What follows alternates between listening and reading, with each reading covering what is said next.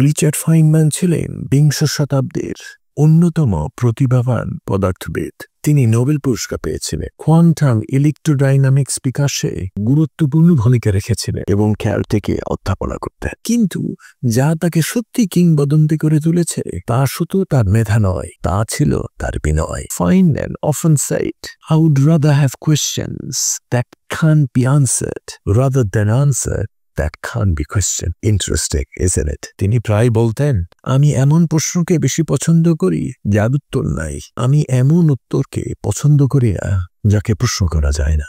অসাধারণ কথা, তাই না?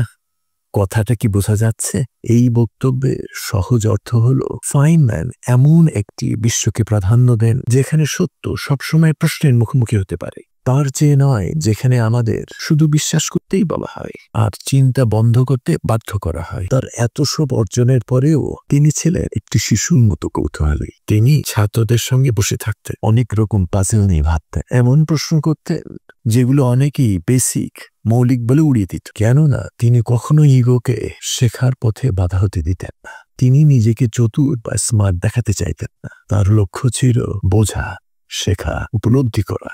So let it fall, the brittle crown. Let silence break what weighs me down. In letting go, I rise above.